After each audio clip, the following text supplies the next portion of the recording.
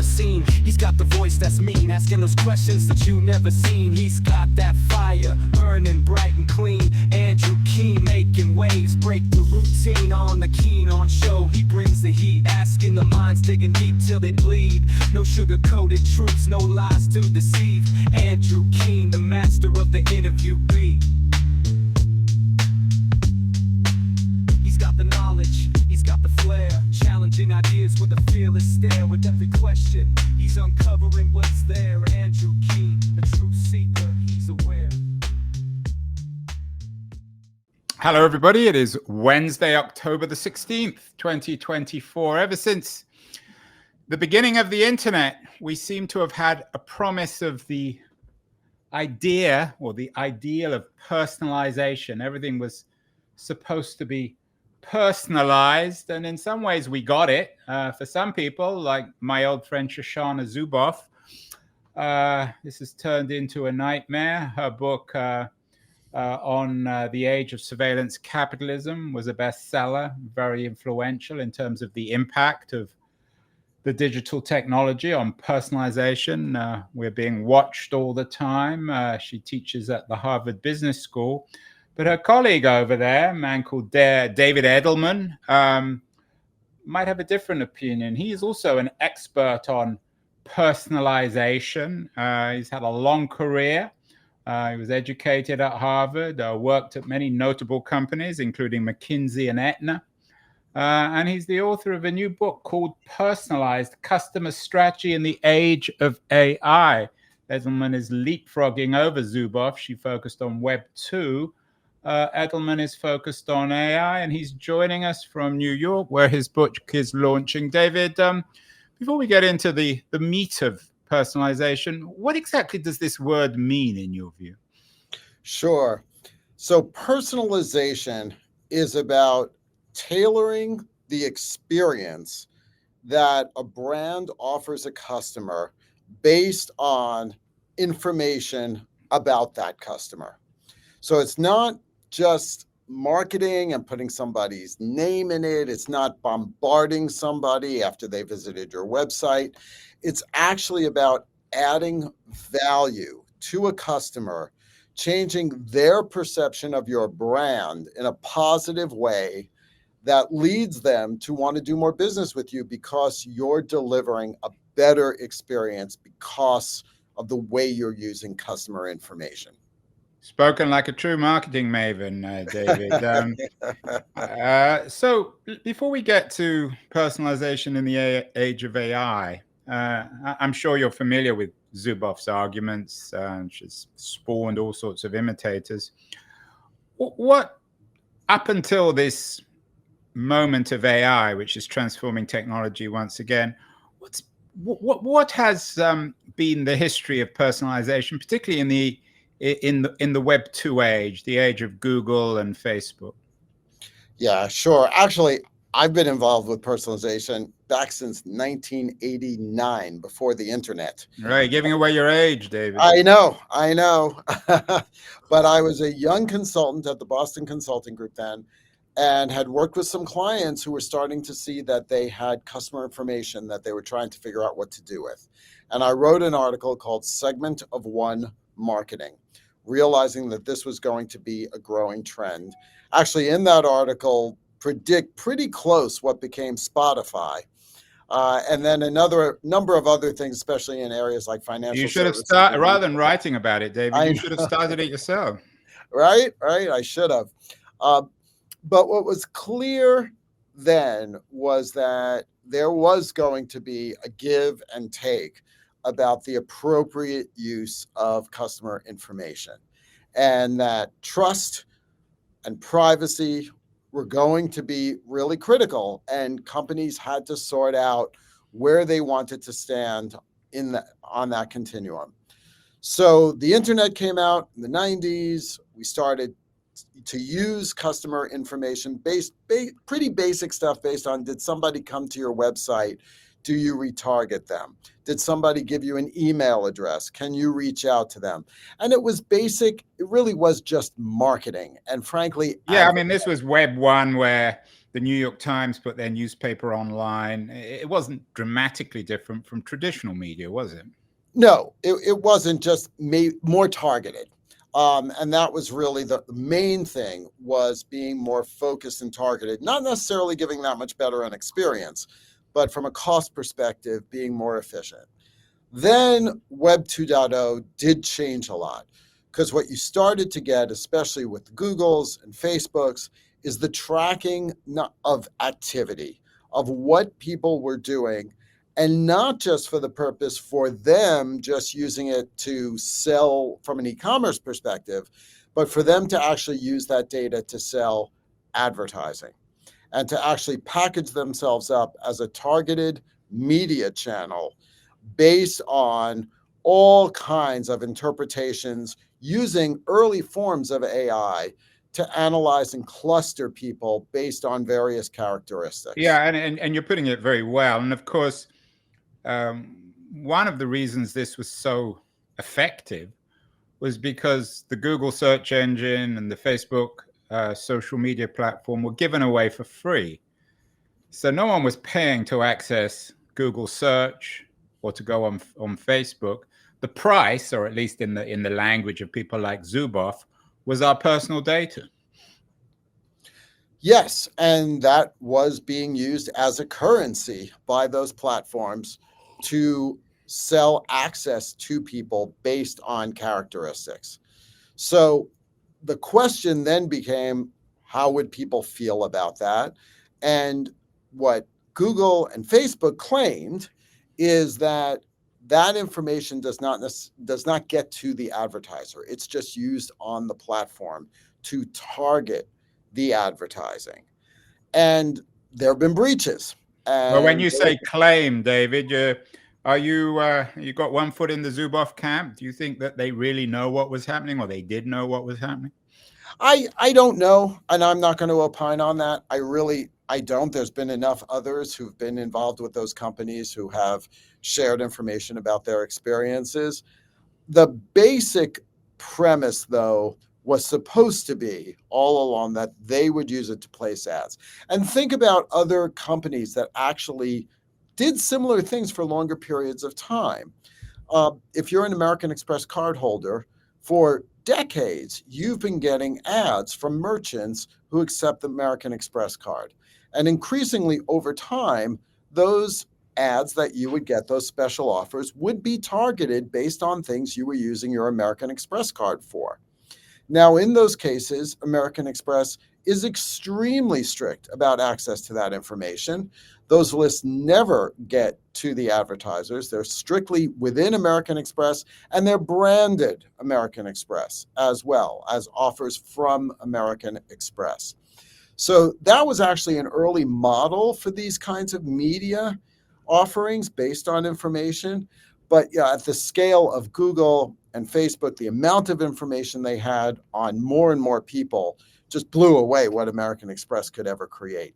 And David, you mentioned earlier, and I think this is a really important point that often gets missed, particularly by people who have only been observing AI for a few years, that Google used an early AI kind of technology. I mean, Google replaced other search engines like Yahoo, which were much more like libraries. Yahoo employed lots of digital librarians on the Stanford University campus who would essentially collate information.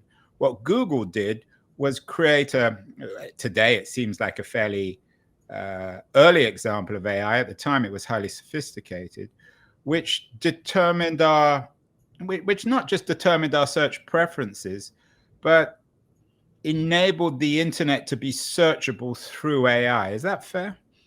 Yes. And there's a number of different AI technologies that they used in order to do it, ranging from predictive modeling, looking also for aberrations in large data sets, clustering. We can get into a whole thing from a statistical standpoint of things that they did from AI. But we right now see so much publicity about generative AI. It's very easy to forget that there are other forms of AI that have been around for a while that companies have actually been using for a while, not just Google, not just Meta, but others as well, in order to be smarter about marketing and about customer experience management. For example, there's been a technology that's been around for a while from a company now part of Genesis that was called Pointillist. And Pointillist would take all of the times Andrew touched, let's say Comcast for your cable TV, and string all of that together from all the different databases, bring that together into one database, timestamp it so that Comcast could actually see Andrew's journey. And of course, the naming of the company Pointless is the word used to describe a 19th century form of French art that was premised on lots of little dots. So it makes a lot of sense. Yep. Dots coming together to create a full image. Right. And so what Comcast could do is know that Andrew was on the app. Andrew had trouble paying a bill. Andrew is now calling into the call center. Boom, they know immediately that you had trouble paying your bill on the app. And that call center rep can handle that call. And let's be clear, David, if anyone from Comcast is watching, I don't want to be bothered by Comcast. They're my internet provider, but I loathe them like most people loathe their internet providers. So let's move on. I'm joking, of course. The subtitle of your book is Customer Strategy in the Age of AI. You've noted that AI has been used really for the last 25 years in the evolution of the internet. When, in your view, at least in terms of this book, did the age of AI arrive? Did it arrive with ChatGPT, with generative AI, or how are you using the term AI? Sure. Look, AI has been, like I said, being used for quite a few years, but the widespread use by companies who aren't only digital natives really has exploded since the introduction of generative AI. And that has done two things. One, it has spread a whole bunch of capabilities to do things like generate content, to generate code that companies can use that never had those capabilities before. But it's also led them to explore other forms of technology, other forms of AI, such as, for example, large-scale parallel testing AI. There's a company called OfferFit that allows you to do multivariate testing at scale. That's not generative AI, but the act of generative AI being available now has led people to look at a broader range of AI tools that they can use to personalize experiences. And all along, when I've been working in this space, the challenge has always been personalization requires added cost because you're personalizing. And on the other side, you want economies of scale. And so there's always been this tension between personalization and economies of scale. And the hope was that technology could erase those. And it really wasn't until AI could handle large amounts of data, generate content like personalized videos from a company I've used called Sunday Sky.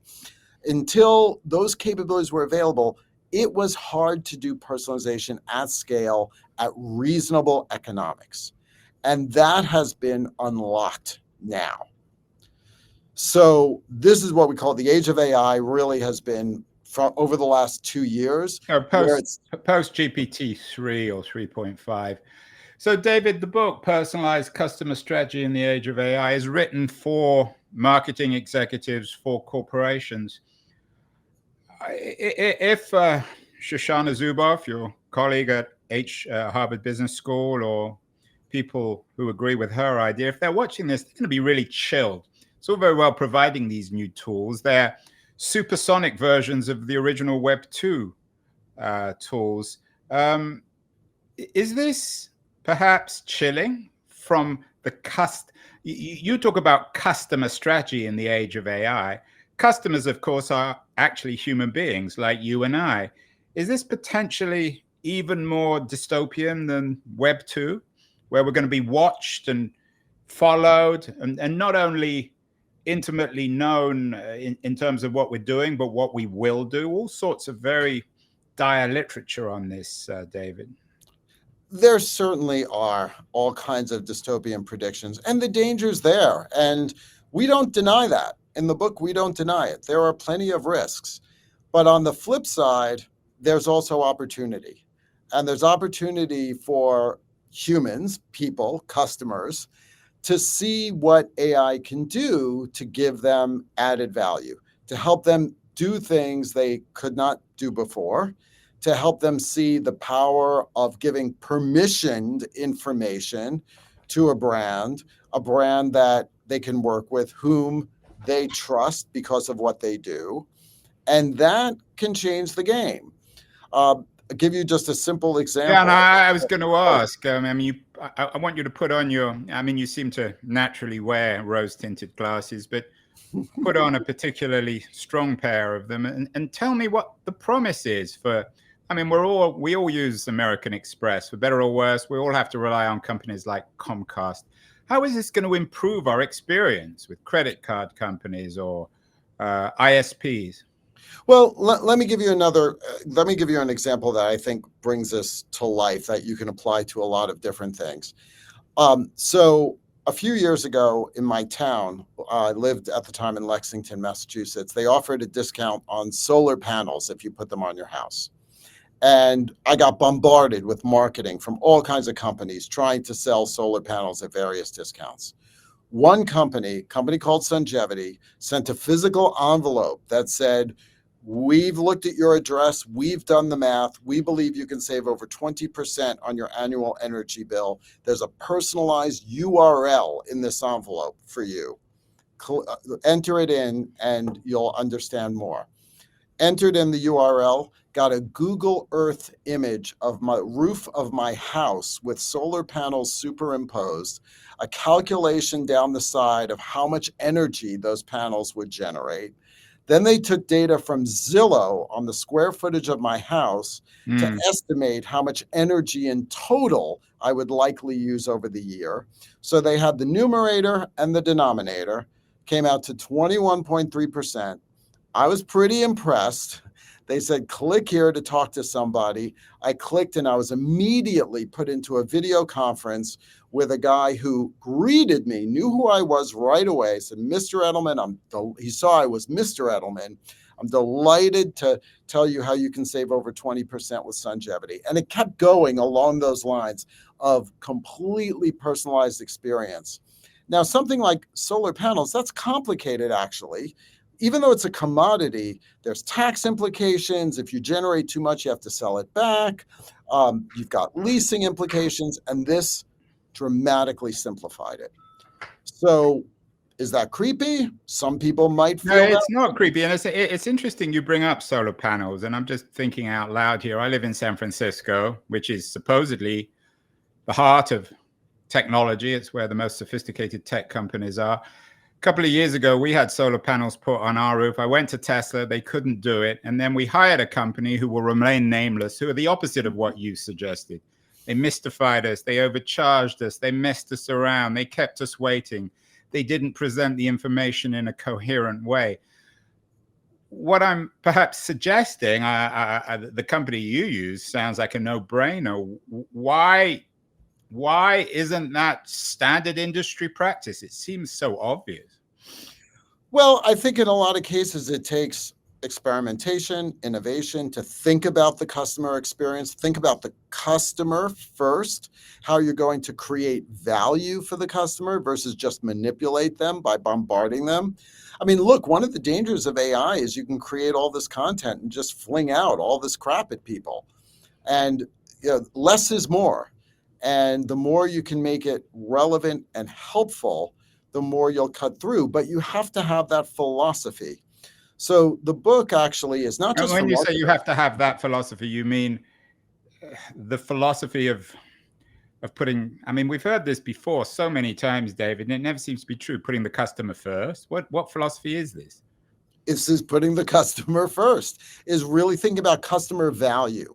So one of the things we talk about in the book is empowering your customers. You have to empower them. There are 5 promises. The first is empowering them. So how are you empowering them? What solution are you offering them that creates value for them that they couldn't do before? And that's the discuss, and that's more than marketing. That's the whole executive. Yeah, I mean, the model for this, we could go back to Web 1, is Amazon. I mean, they're a very controversial company, but they have empowered, for better or worse, some people think it's for worse, the customer. Yes, they've empowered customers. Spotify has, Uber, but now we're seeing companies that are not necessarily digital natives doing this. And it's even in B2B. I'll give you an example there. So the food delivery company, Sysco, SYSCO, not the tech company, has an app that procurement managers at restaurants use to order from them. And in 300 milliseconds, that app, when somebody opens it, is completely customized to that procurement manager, to their geography, their menu, their price point, the consumption trends that they've had, also what Sysco may have extra supply of that they want to move on a discount, whether that person tends to buy in bulk or not. All of that is rendered immediately there to make it easy. Where do they get the data, though? I mean, so for some people, it would be creepy that, I mean, you can do it by hand to check on Zillow and prices of homes and where people live. But wouldn't you have to click, especially if you were in Europe, which is more highly regulated, wouldn't you have to click on a series of interfaces to even allow these platforms to access these different pieces of information about yourself when it comes to your house and the solar panels? Well, in the case of the house and the solar panel, they didn't get any information directly from me. It was all public sources that they could get. So they were able to take a Google Earth image and actually process it using AI to interpret it for the visual nature, longitude and latitude, east, west, all of that. They actually did the hard math to process that. But yes, in terms of companies who you do business with, if they're gathering first-party data from transacting with you, yes, I believe you're going to need to get permission. We talk about that in the book, strategies for getting permission. You can also ask people, by the way. I just moved from Lexington to Cambridge. Home Depot was bombarding me like hell when I moved. They finally asked me, what's your next project? And then once I told them, it got way more relevant going forward. Everything changed in terms of the way they were interacting with me. It was much more helpful. But we call that zero-party data. Yeah, I mean, David, your namesake, Richard Edelman, I don't suppose you're connected. We are not related. Another previous guest on the show, had lots of interesting conversations with him. He has the so-called the trust, the Edelman Trust Barometer, which every year seems to go down. It's amazing because sometimes it's hard to imagine how it can get below zero.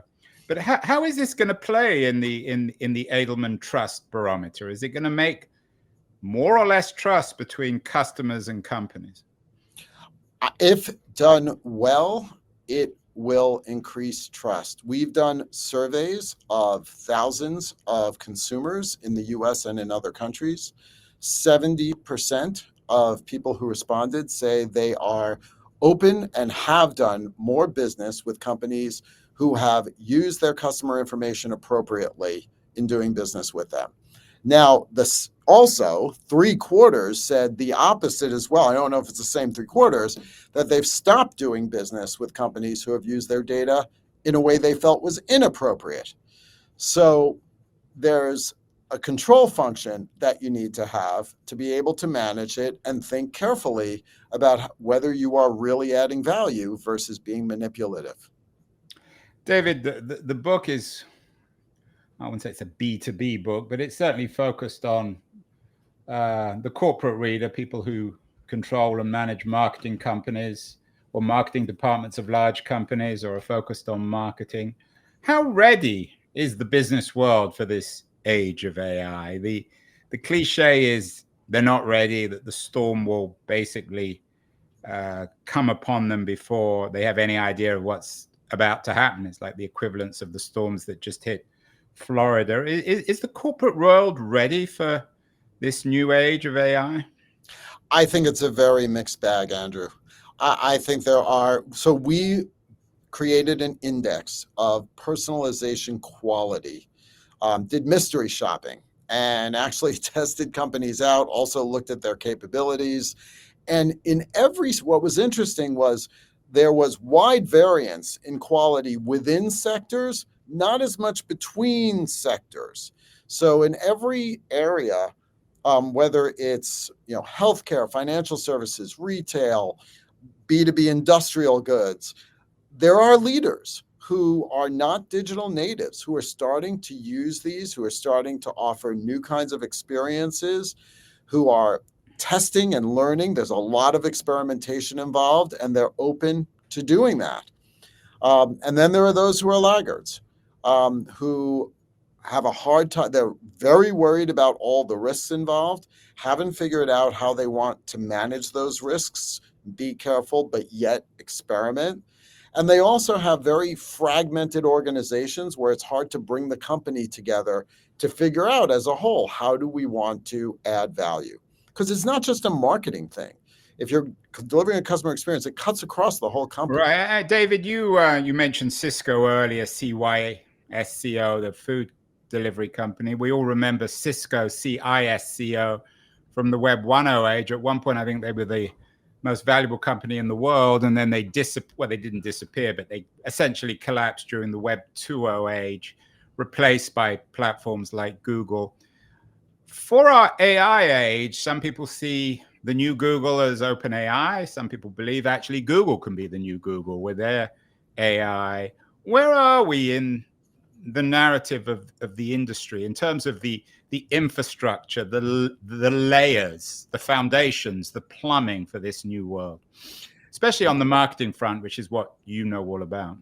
Yeah. So there are many layers actually that are emerging. There are what we call the foundational layers, the LLMs, which is OpenAI and with ChatGPT, Anthropic, Google, exactly, Anthropic, Google, and so they are building foundational capabilities that stretch across lots of different sectors, and you can use them in two ways. One, for what they actually tell you if you ask it questions from its general knowledge base, but also from the way it has created a training method for its algorithms.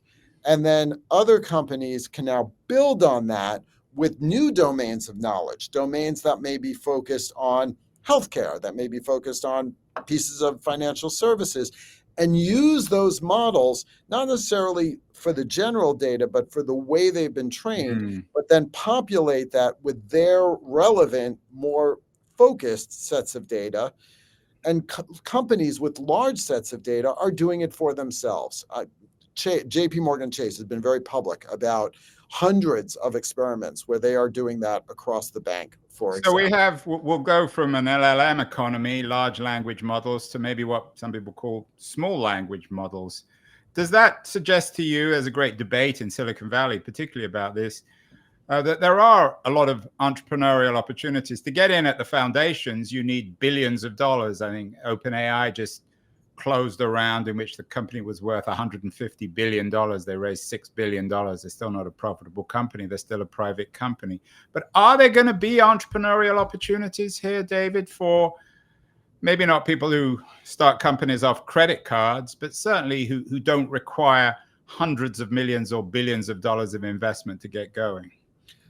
Absolutely. I definitely believe it, both in terms of small models and then also tools that can use models and Gen AI capability to do things, like tools that can, for example, render personalized videos, using a company's own data to create that.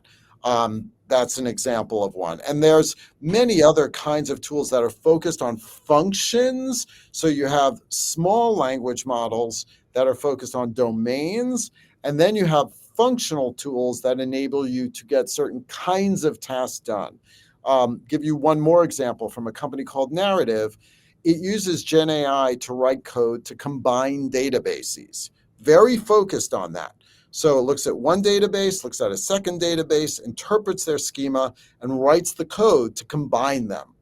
So, for example, the trade desk uses that as its front end when importing data from clients to use for targeting advertising, coming full circle to our earlier talk about advertising.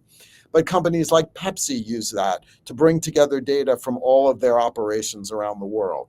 You needed like armies of consultants to do that before, to program and combine databases. Nobody wants armies of consultants, David. They're too expensive. Absolutely. And they design bad things like American cars, or perhaps American wannabe presidential candidates. One of the things that gets talked about a lot with AI is personal assistants or AI assistants. It's still not clear where consumers are going to see this first. You write about perhaps middleware, B2B areas where VPs of marketing are going to implement this stuff. Where are consumers going to see AI first? They're going to see this new age. Are we all going to have these personal assistants that know everything about us and will know exactly when and where we need to book our next airline ticket or book our restaurant or make our next appointment with our doctor? I think we're going to see two kinds of agents. One is from, again, I think more from the foundational companies that have things like your calendar, that have your emails. They're going to do low-level suggestions of things they can surface and then execute. And you can have them do it. And for example, with Microsoft, think about Microsoft Excel. There's over 150 different drop-down menus. You could type into a chatbot what you want done and have an agent execute within Excel what you want done. You've got to be able to use Excel, which I certainly can't. I can't stand that program. But you just ask it. You just say what you want to do. You don't have to even know how to use Excel. But then you're going to see companies offering agents, again, for particular purposes. So imagine an agent from Marriott that can help you arrange a 10-day trip to Spain with 2 teenagers, give them your budget. You want to use as many points as possible. And Marriott can offer you 3 or 4 different itineraries. And they are building an ecosystem that they can use their agents for to actually book and coordinate that trip. And of course, that's attractive for those of us in the Marriott system, but then they're not going to encourage you to stay at a Hyatt or a Hilton. No, of course not. So there's going to be competition, I believe, between ecosystems. But wouldn't there be, in that sense, sorry to jump in here, it's an interesting subject. I mean, you're going to have layers on top of the Marriott and the Hyatt and the Hilton bots, which can combine all of them, maybe sort of the equivalent of Priceline or Travelocity for the AI age. If they can get the compatibility to move the data around.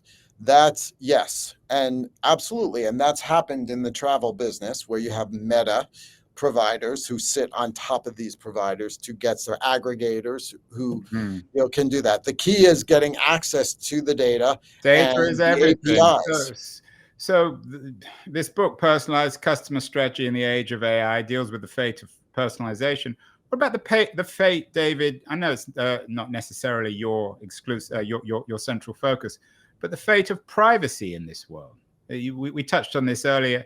Are you suggesting that this will be a world where we can protect our privacy more effectively? I believe that there are going to be tools to enable you to do that.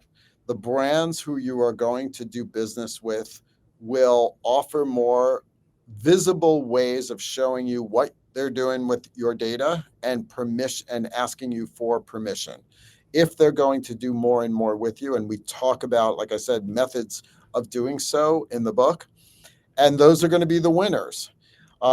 But also, again, consumers are getting comfortable with the notion of companies appropriately, and that's an important word, using their data.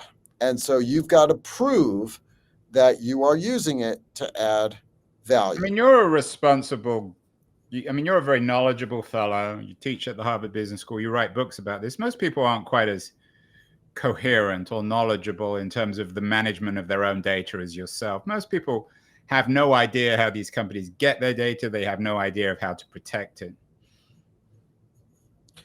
True, but more and more prompts are popping up. I mean, think about the latest developments from Apple, where when you download an app, its default is that those apps won't collect data in certain ways on you unless you actively give it permission.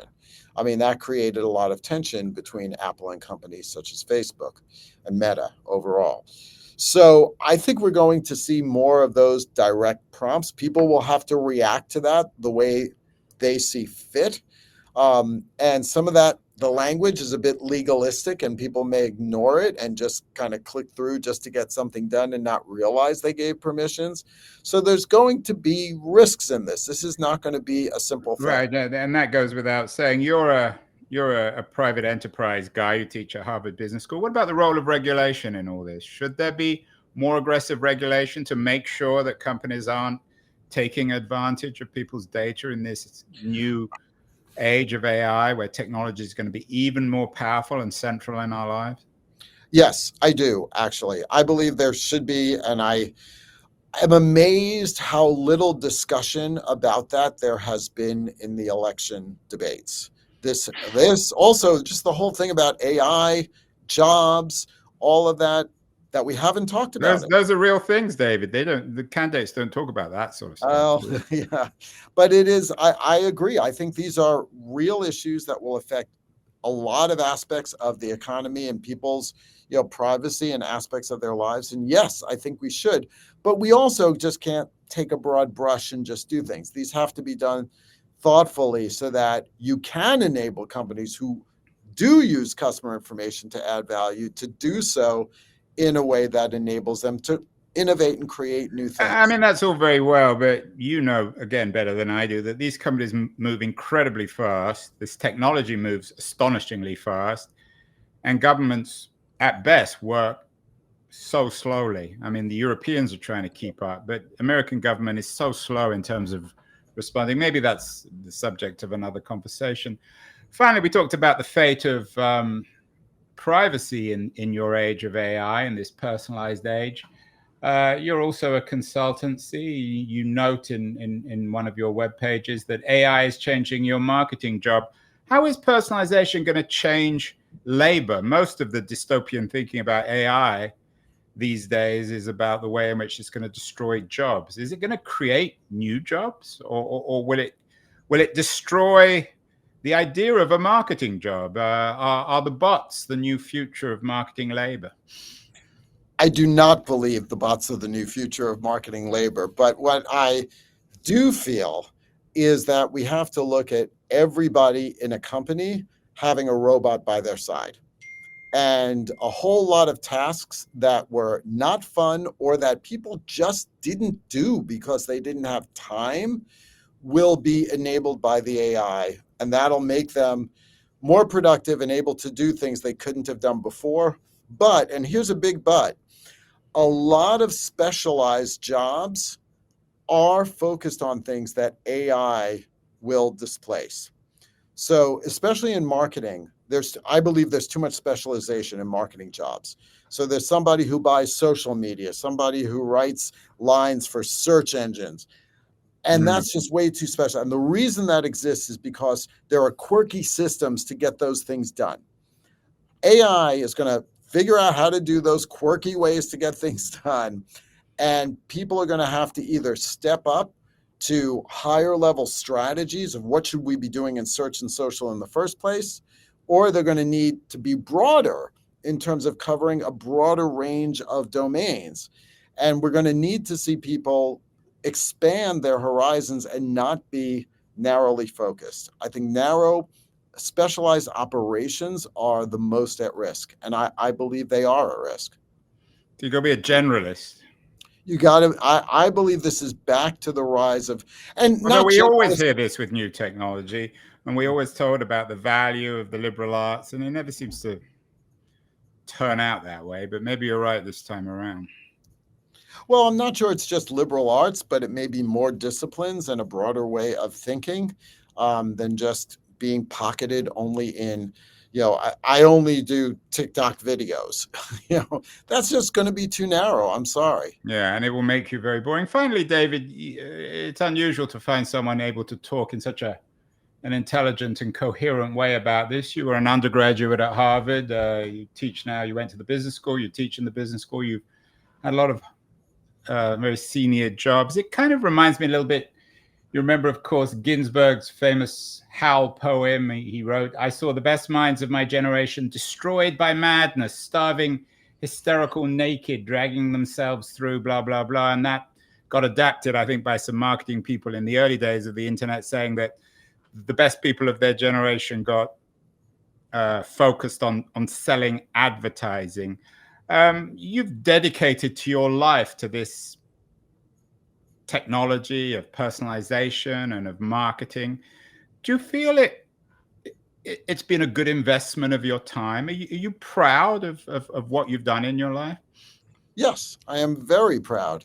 I'm very proud because what I also feel I've done is elevated marketing from just being advertising to being the more critical strategic driver of growth for companies, especially those that I've helped as a consultant at Aetna when I was chief marketing officer, and improve the status and the role of marketing, the impact that it can have because of these technologies, and thinking about the whole customer experience that a company offers, not just advertising, but the end-to-end way a company is delivering value.